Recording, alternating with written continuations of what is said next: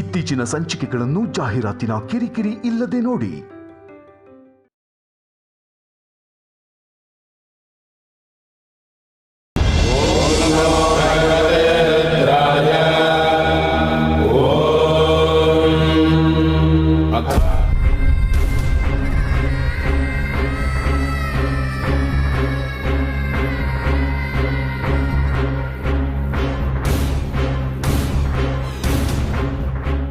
ಶ್ರಿಯಾ ಎಲ್ಲಿ? ಶ್ರಿಯಾನ ಹೊರಟೋದ್ಲಲ್ಲ, ಗೊತ್ತಿದ್ದು ಯಾಕೆ ಕೇಳ್ತಿದ್ಯಾ? ಗೊತ್ತು, ಯಾರಾದ್ರೂ ಏನಾದ್ರೂ ಅಂದ್ರ ಅಂತ ಕೇಳ್ದೆ. ಏನೋ ನನ್ಗಂತೂ ಗೊತ್ತಿಲ್ಲ. ನಿಜ ಹೇಳಿ, ನೀವೇ ಏನೋ ಹೇಳಿ ಕಳ್ಸಿದ್ದೀರಾ ಅಲ್ವಾ? ನಾನೇನು ಅಂದಿಲ್ಲ. ರಾತ್ರಿ ಹೇಳಿದ್ರಲ್ಲ. ರಾತ್ರಿ ಬೈದಿತ್ತು ನಿನ್ನ ಆ ಪ್ರೊಡ್ಯೂಸರ್ ಹತ್ರ ಕಳಿಸಿ ವಾಪಸ್ ಬಂದ್ಮೇಲೆ ಹೇಗಿದ್ಯಾ ಏನಾಯ್ತು ಅಂತ ತಿಳ್ಕೊಳ್ದೆ. ನಿನಗೆ ಬೈದ್ಲಲ್ವಾ, ಆ ಕೋಪದಲ್ಲಿ ಹೊಡೆದಿದ್ದು. ನಾನು ಹೇಳ್ತಿರೋದು ರಾತ್ರಿ ನೀವು ನನ್ನ ಹತ್ರ ಮಾತಾಡಿದ್ರ ಬಗ್ಗೆ. ನಾನೇನ್ ಹೇಳ್ದೆ? ಶ್ರಿಯಾ ಹೊರಟೋದ್ರೆ ಹೋಮಕ್ಕಾಗಿ ಯಾರು ಕೂತ್ಕೋತಾರೆ, ಇರ್ಲಿ ಅಂತ ಹೇಳಿಲ್ವಾ? ಅಯ್ಯೋ, ನಾನೇನೋ ಮಾತ್ಗೆ ಹಾಗಂದೆ.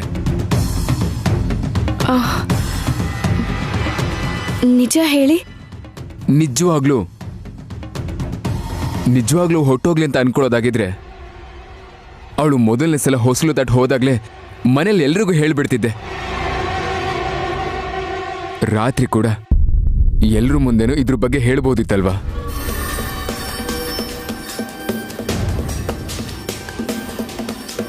ಇಲ್ಲಿ ನೋಡು, ಆ ಸಾಂಗ್ನ ಬೇಕು ಅಂತ ನಾನೇ ರಿಲೀಸ್ ಮಾಡಿಸಿದ್ದೀನಿ ಅನ್ಬೇಡ. ನಿನ್ ಕಣ್ ಮುಂದೆನೆ ಆ ಪ್ರೊಡ್ಯೂಸರ್ಗೆ ಹೊಡೆದು ವಾರ್ನಿಂಗ್ ಮಾಡಿದ್ದೆ ಅಲ್ವಾ? ಅಂದ್ರೆ ಮನೇಲಿ ಯಾರಾದ್ರೂ ಏನಾದ್ರೂ ಅಂತಾರೆ ಅಂತ ಹೊರಟೋದ್ಲಾ? ನನಗೆ ಗೊತ್ತಿಲ್ಲ ವೈದೇಹಿ, ಆದ್ರೆ ನನ್ನ ಜೀವನದಿಂದ ಯಾರನ್ನ ಹೇಗ್ ದೂರ ಮಾಡಬೇಕು ಅಂತ ಯಾವತ್ತೂ ಯೋಚಿಸಿಲ್ಲ ನಾನು. ನೀನ್ ನನ್ನ ಜೀವನಕ್ಕೆ ಬರಲೇಬೇಕು ಅಂತ ಮಾತ್ರ ಬೇಡ್ಕೊಂಡಿದ್ದೆ. ಬಹುಶಃ ಪ್ರೀತಿಗಿರೋ ಶಕ್ತಿ ಅನ್ಸುತ್ತೆ. ಆ ಪ್ರೀತಿಗೆ ಅಡ್ಡ ಆಗಿರೋರ್ನ ಅದೇ ದೂರ ಮಾಡಿ ನಮ್ಮಿಬ್ರನ್ನ ಒಂದ್ ಮಾಡಕ್ ನೋಡ್ತಿದ್ಯೇನೋ. ನಾವು ಪ್ರೀತಿ ನಂಬಿದ್ರೆ ಸಾಕು ವೈದೇಹಿ, ಅದೇ ನಮ್ ನಂಬಿಕೆನ ಉಳಿಸ್ಕೊಡುತ್ತೆ, ಗೊತ್ತಾ? ಇಲ್ಲ, ಶ್ರಿಯಾ ಎಲ್ಲೂ ಹೋಗಿರಲ್ಲ, ಅವಳು ಖಂಡಿತ ಬರ್ತಾಳೆ. ಹಾಗೆ ಅನ್ಕೋ, ಆದ್ರೆ ನನ್ನ ನಂಬಿಕೆ ನಂದು. ನನ್ನ ಹೆಂಡತಿ ಸ್ಥಾನದಲ್ಲಿ ಕೂರ್ಬೇಕಾದ ಪ್ರತಿ ಕ್ಷಣದಲ್ಲೂ ನನ್ನ ಪಕ್ಕದಲ್ಲಿ ಶ್ರಿಯಾ ಇರಲಿಲ್ಲ ವೈದೇಹಿ. ನನ್ನ ಸಂತೋಷದಲ್ಲಿ, ನನ್ನ ದುಃಖದಲ್ಲಿ, ಆವತ್ತು ಹೋಮದಲ್ಲಿ ಮತ್ತೆ ಇವತ್ತು ಅವಳು ಯಾವತ್ತೂ ನನ್ನ ಜೊತೆಲಿ ಇರಲಿಲ್ಲ.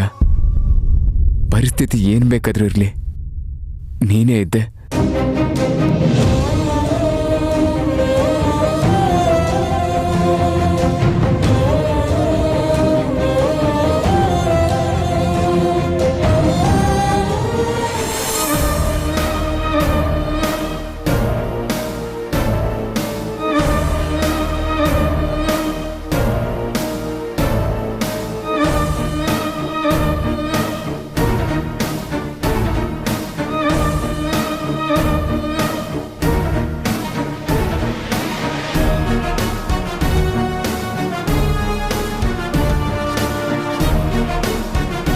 ಕಾಲ ಬದಲಾದ್ರೂ ಸಮಯ ಮುಂದುವರೆದ್ರೂ ಕೆಲವೊಂದು ವಿಷಯದಲ್ಲಿ ಮನುಷ್ಯನ ಯೋಚನೆ ಯಾಕೆ ಬದಲಾಗಲ್ಲ ಅಂತ ಅರ್ಥ ಆಗ್ತಿಲ್ಲ. ಶ್ರಿಯಾ ಸಿನಿಮಾಲ್ ಆಕ್ಟ್ ಮಾಡೋದು ಅವ್ರ ಕುಟುಂಬಕ್ಕೆ ಇಷ್ಟ ಇಲ್ಲ ಅನ್ನೋ ವಿಷಯ ಗೊತ್ತಾಗಿದೆ. ಅದಕ್ಕೆ ಮನೆಯವ್ರಿಗೆ ಯಾರಿಗೂ ಹೇಳ್ದೆ ಶ್ರಿಯಾ ಮನೆ ಬಿಟ್ಟು ಹೋಗಿದ್ದಾಳೆ ಅನ್ನೋ ವಿಷಯ ಗೊತ್ತಾಗಿದೆ.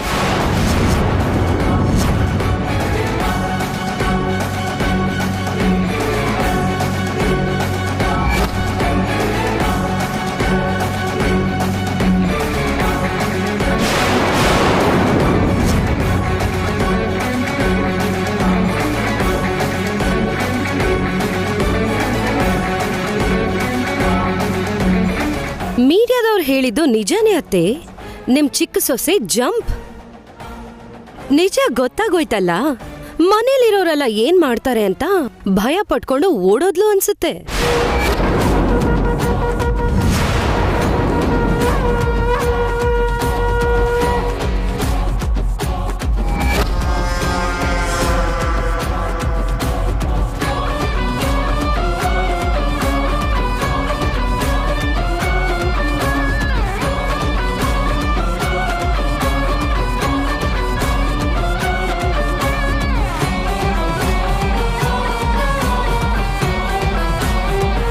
ಹೇಳಬೇಕು ಅಂತ ಗೊತ್ತಾಗ್ತಿಲ್ಲ ಬೀಗ್ರೆ. ನನ್ನ ಮಗಳು ಈ ಥರ ಮಾಡ್ತಾಳೆ ಅಂತ ಅಂದ್ಕೊಂಡೇ ಇರಲಿಲ್ಲ. ನಮ್ಮನ್ನ ಕ್ಷಮಿಸ್ಬಿಡಿ.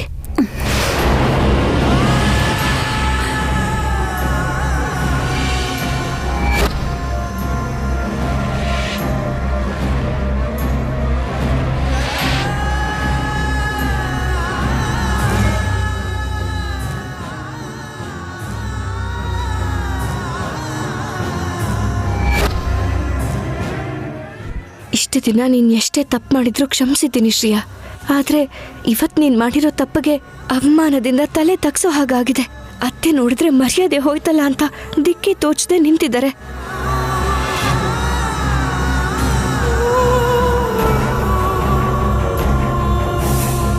ನಿನ್ ಕತ್ತಿಗೆ ತಾಳಿ ಕಟ್ಟದೇ ಇದ್ರು ಕೂಡ ನೀನ್ ಮಾಡಿರೋ ತಪ್ಪಿಗೆ ಗಂಡನ ಸ್ಥಾನದಲ್ಲಿ ಇವ್ರು ಪಡ್ತಿರೋ ಸಂಕಟ ನೋಡಿದ್ರೆ ನನಗೆ ತುಂಬಾ ಹಿಂಸೆ ಆಗ್ತಿದೆ. ಯಾಕಿಂತ ಕೆಲಸ ಮಾಡ್ದೆ ಶ್ರೇಯಾ? ಎಲ್ಲಿಗೆ ಹೋದೆ?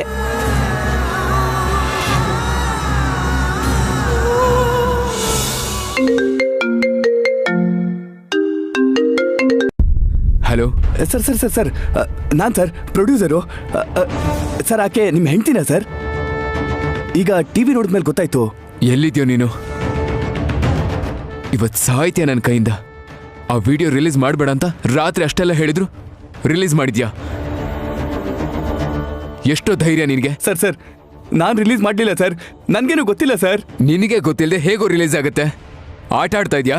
ಸರ್ ನೀವು ಹೀಗೆ ಅನ್ಕೋತೀರಾ ಅಂತಾನೆ ನಾನೇ ನಿಮಗೆ ಫೋನ್ ಮಾಡಿಬಿಟ್ಟೆ ಸರ್. ನಾನು ನಮ್ಮವ್ರಿಗೆ ಫುಟೇಜನ್ನ ಡಿಲೀಟ್ ಮಾಡಿ ಅಂತ ರಾತ್ರಿನೇ ಹೇಳಿಬಿಟ್ಟಿದ್ದೆ ಸರ್. ಆದರೆ ಯಾರು ಇದನ್ನು ರಿಲೀಸ್ ಮಾಡಿದ್ರು ಅಂತಾನೆ ಗೊತ್ತಿಲ್ಲ ಸರ್. ಸರ್ ನನ್ನ ಮಕ್ಕಳ ಮೇಲೆ ಆಣೆ ಸರ್. ಬೇಕಂದ್ರೆ ನೀವು ನನ್ನ ಕೊಂದುಬಿಡಿ ಸರ್. ಆದ್ರೆ ನಾನು ಹೇಳ್ತಾ ಇರೋದು ನಿಜನೇ ಸರ್. ಇದೆಲ್ಲ ನನಗೆ ಗೊತ್ತಿಲ್ದೇನೆ ಆಗಿರೋದು ಸರ್. ನಾನು ನಂಬಿ ಸರ್.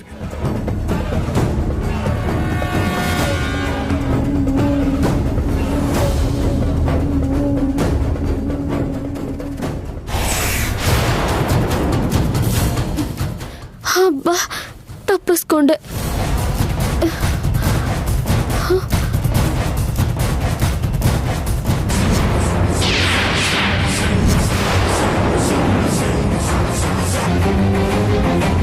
ಶ್ರೇಯಾ ನೀನೇನಿಲ್ಲಿ? ಏನಿಲ್ಲ ಏನಿಲ್ಲ. ನಿಂತ್ಕೋ ಶ್ರೇಯಾ. ಎಲ್ಲಿಗೆ ಹೋಗ್ತಾ ಇದೀಯಾ? ಮನೇಲಿ ಹೋಮ ನಡೀತಾ ಇದ್ರೆ ಇಲ್ಲೇನ್ ಮಾಡ್ತಾ ಇದ್ಯಾ? ಈ ಬ್ಯಾಗ್ ಏನು, ಸ್ಕಾರ್ಫ್ ಏನು? ಎಲ್ಲಿಗೆ ಹೋಗ್ತಾ ಇದೀಯ ನೀನು? ನಿನ್ನ ಟಿವಿ ನೋಡಿಲ್ಲ ಅನ್ಸುತ್ತೆ. ಯಾಕೆ ಮಾತಾಡ್ತಿಲ್ಲ ಶ್ರೇಯಾ? ಎಲ್ಲಿಗೆ ಹೋಗ್ತಾ ಇದೀಯಾ? ನಿನಗೆ ಯಾಕೆ? ನನ್ಗೆ ಯಾಕೆ ಅಂತ ಕೇಳ್ತಿದ್ಯಲ್ಲ. ಅಷ್ಟಕ್ಕೂ ಏನಾಗಿದೆ ನಿಂಗೆ? ಮನೇಲಿ ಏನಾದ್ರೂ ಗಲಾಟೆ ಆಯ್ತಾ? ನಾನು ಮಾತಾಡ್ತೀನಿ ಬಾ. ಹೇಳಿದ್ರೆ ಅರ್ಥ ಆಗಲ್ವಾ? ಬಂದ್ರೆ ಸತ್ ಹೋಗ್ತೀನಿ. ಏನೋ ನಡೆದಿರೋ ಹಾಗಿದೆ ಶ್ರೇಯಾ. ನೀನ್ ತುಂಬಾ ಕೋಪದಲ್ಲಿದೆಯಾ? ಕೋಪದಲ್ಲಿ ಯಾವತ್ತೂ ನಿರ್ಧಾರ ಮಾಡಿದ್ರೆ ಕರೆಕ್ಟ್ ಆಗಿರಲ್ಲ. ನಡಿ. ಬಿಡು.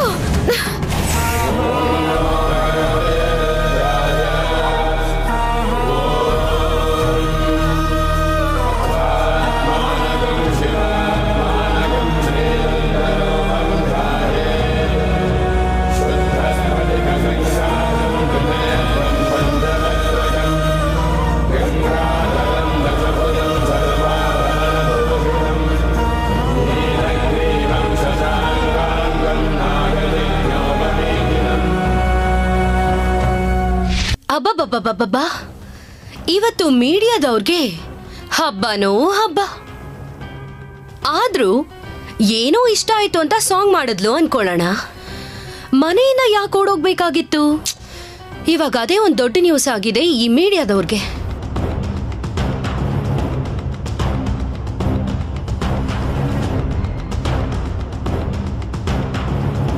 ಏನೇ ತಪ್ಪು ಮಾಡಿದ್ರು ಮನೇಲಿದ್ರೆ ಅಷ್ಟು ಮರ್ಯಾದೆ ಏನ್ ಹೋಗಲ್ಲ ಅತ್ತೆ. ಆದ್ರೆ ಹೊಸಲ್ ದಾಟದ್ಮೇಲೆ ಮರ್ಯಾದೆ ಹೋದಂಗೆ. ಅದ್ರಲ್ಲೂ ಮುಖ್ಯವಾಗಿ ಮದ್ವೆ ಆಗಿರೋ ಹೆಣ್ಣು ಹೊಸಲ್ ದಾಟಿದ್ರೆ ಮಾನ ಮರ್ಯಾದೆ ಎಲ್ಲ ಬೀದಿ ಪಾಲಾದಂಗೆ.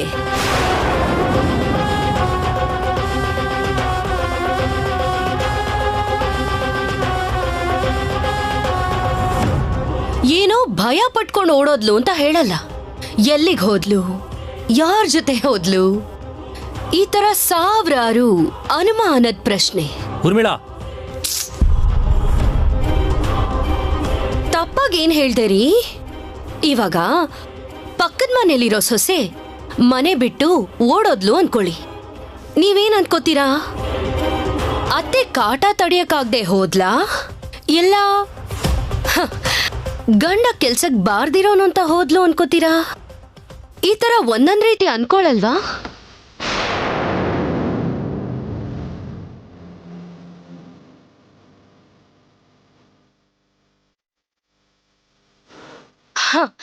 ಅವ್ರವ್ರ ಅನುಮಾನಗಳು ಅವ್ರಿಗೆ, ಅವ್ರವ್ರ ಆರೋಪಗಳು ಅವ್ರಿಗೆ. ಯಾರ್ ಬಾಯ್ ಮುಚ್ಚಕ್ಕಾಗತ್ ನಾವು?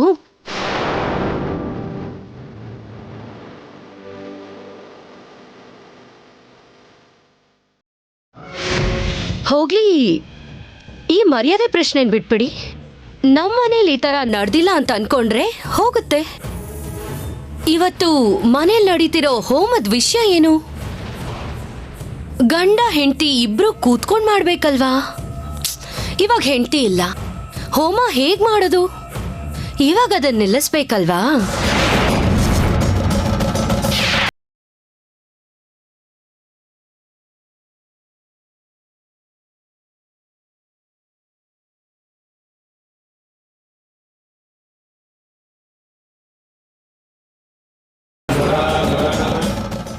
ಹೋಮ ನಡೀದೆ ಹೋದ್ರೆ ಅಕ್ಷಯ ಪಾತ್ರ ಸೇವಾ ಕಾರ್ಯಕ್ರಮ ಕೂಡ ನಿಂತು ಹೋದಂಗೆ.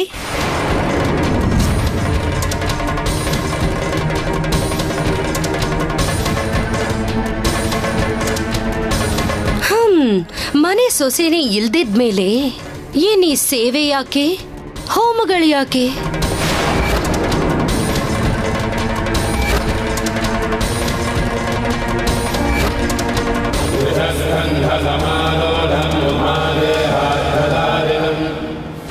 ಪಾಪ ಆ ಪುರೋಹಿತರು ಬೆಳಗ್ಗೆಯಿಂದ ನಿಲ್ಲಿಸ್ದೆ ಮಂತ್ರಗಳನ್ನ ಹೇಳ್ತಾನೇ ಇದ್ದಾರೆ.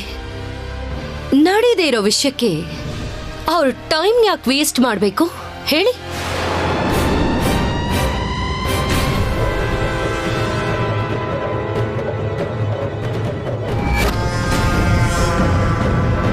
ಅದನ್ನ ನಿಲ್ಸೋದಿಕ್ಕೆ ಹೇಳೋಣ.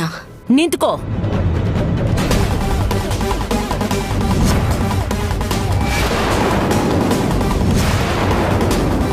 ಅದೇನೇ ಆದ್ರೂ ಹೋಮ ಮಾತ್ರ ನಿಲ್ಬಾರ್ದು. ಅಕ್ಷಯ ಪಾತ್ರೆ ನನ್ನ ಮಗ ಕಂಡ ಕನಸು, ಅದು ನಡಿಲೇಬೇಕು.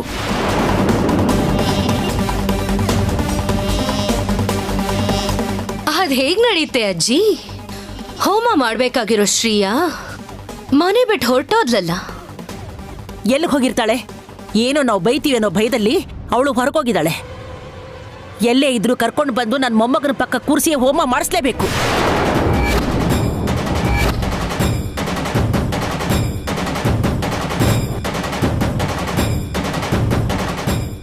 ಸರಿ, ತಪ್ಪು ಮಾಡಿದಾಳೆ, ಅಷ್ಟು ಮಾತ್ರಕ್ಕೆ ದೂರ ಮಾಡಬೇಕಾ?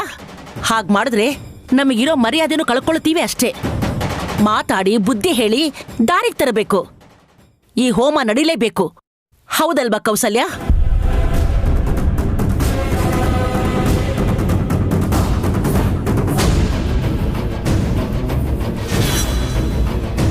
ಒಳ್ಳೆ ಮಾತೇ ಹೇಳಿದ್ರಿ.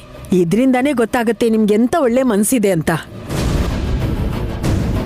ಆದ್ರೂ ಚಿಕ್ಕ ಹುಡುಗಿ ಗೊತ್ತಿಲ್ದೆ ಮಾಡಿದಾಳೆ. ಹೇಳಿದ ಮಾತು ಕೇಳ್ತಾಳವಳು.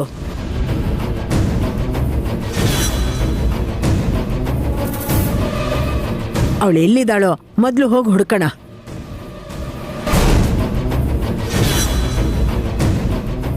ಅದರ ಅಗತ್ಯ ಇಲ್ಲ ಅಜ್ಜಿ.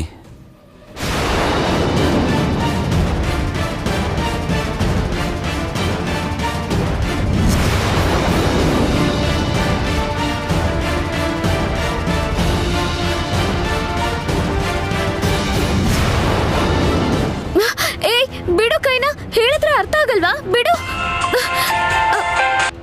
ಹಲೋ ಲಂಕೇಶ್. ಓಕೆ ಓಕೆ, ನಾನು ಡೈರೆಕ್ಟ್ ಆಗಿ ಏರ್ಪೋರ್ಟಿಗೆ ಬರ್ತೀನಿ. ಲಂಕೇಶ್ ಯಾರು? ಏರ್ಪೋರ್ಟ್ ಯಾಕೆ? ಎಲ್ಲಿಗೆ ಹೋಗ್ತಾ ಇದ್ಯಾ? ನಿನಗೆ ಯಾಕೆ? ಬಿಡು. ಬಾ ಮನೆಗೆ ಹೋಗೋಣ. ಬಿಡು, ನಾನು ಹೋಗ್ಬೇಕು. ನಾನ್ ಬರಲ್ಲ. ಅಯ್ಯೋ, ಎಲ್ರು ನಿಂಗೋಸ್ಕರ ಕಾಯ್ತಾ ಇದ್ದಾರೆ. ನಾನ್ ಬರಲ್ಲ ಅಂತಿದ್ದೀನಿ ತಾನೆ. ಬಾ.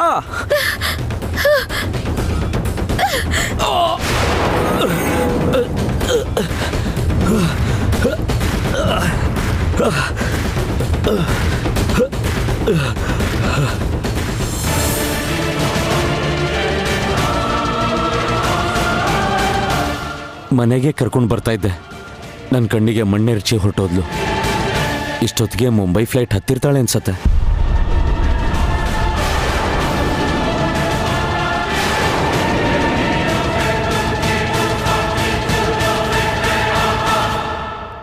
ಅಷ್ಟಕ್ಕೂ ಏನಾಯ್ತು? ಅದೇ ನಡೆದಿದ್ದು.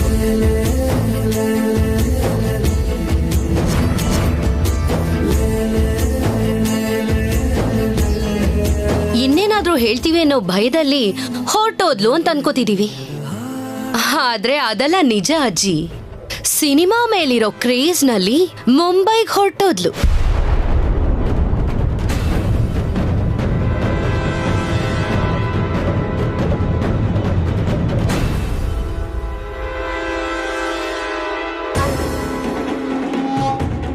ಯಾವ ಕ್ರೇಜನ್ನಾದ್ರೂ ಕಡಿಮೆ ಮಾಡ್ಬೋದು, ಆದ್ರೆ ಈ ಸಿನಿಮಾ ಕ್ರೇಜನ್ ಮಾತ್ರ ಹೋಗ್ಸೋದಕ್ಕೆ ಯಾರಿಂದನೂ ಆಗಲ್ಲ.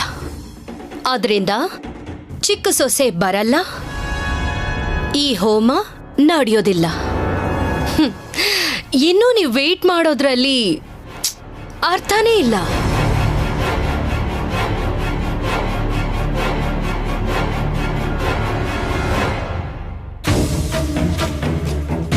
ನ್ಯೂಸ್ ಚಾನಲಲ್ಲಿ ಸಾಂಗ್ ಹಾಕಿದಾರಲ್ಲ,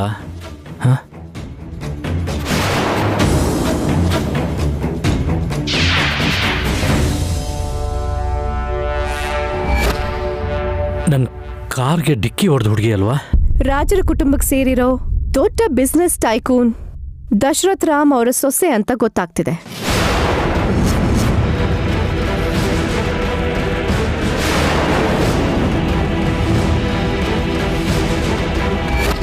ಇವಳು ದಶರಥ ರಾಮ್ ಅವ್ರ ಸೊಸೆ ಅಲ್ಲ ಅಂತ ಆವತ್ತೇ ಹೇಳಿದ್ನಲ್ಲ, ಇನ್ನು ಹಾಗೆ ಹೇಳ್ತಿದ್ದಾರಲ್ಲ. ದಶರಥ ರಾಮ್ ಅವರು ಈ ವಿಷಯನ ಯಾರಿಗೂ ಹೇಳಲಿಲ್ವಾ? ಅವ್ರಿಗೆ ಫೋನ್ ಮಾಡ್ತೀನಿ.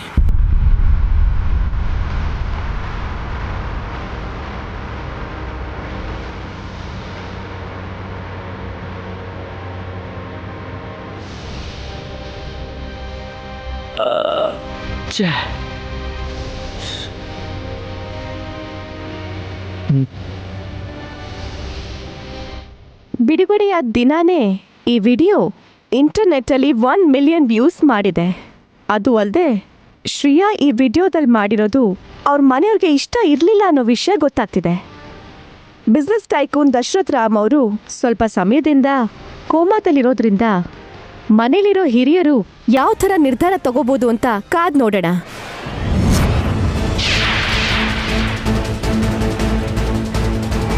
ಅಂದರೆ ದಶರಥ ರಾಮ್ ಅವರು ಕೋಮದಲ್ಲಿದ್ದಾರಾ? ಓ ಮೈ ಗಾಡ್.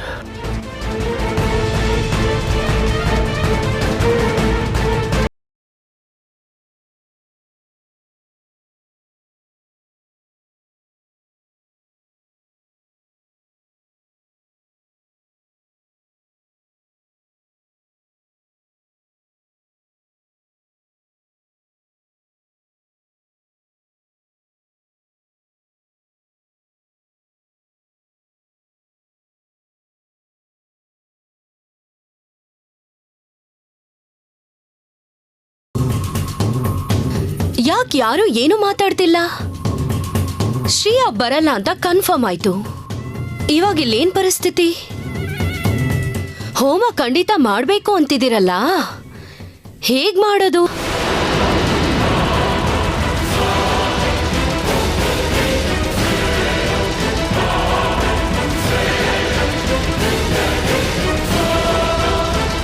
ಅಕ್ಕ, ಪಾಪ ಅಕ್ಕ, ನೋಡು ಶ್ರೇಯಾ ಅಕ್ಕನಿಂದ ಎಲ್ರಿಗೂ ಎಷ್ಟು ಕಷ್ಟ ಆಗ್ತಿದೆ. ಈಗಲಾದರೂ ನಿಜ ಹೇಳಕ್ಕ. ನೀನೇ ಸೊಸೆ ಅಂತ ಹೇಳಿದ್ರೆ ಭಾವನ ಜೊತೆ ಕೂತು ನೀನೇ ಹೋಮ ಮಾಡ್ಬೋದಲ್ವಾ? ಆಗ ಈ ಸಮಸ್ಯೆನೇ ಇರಲ್ಲ.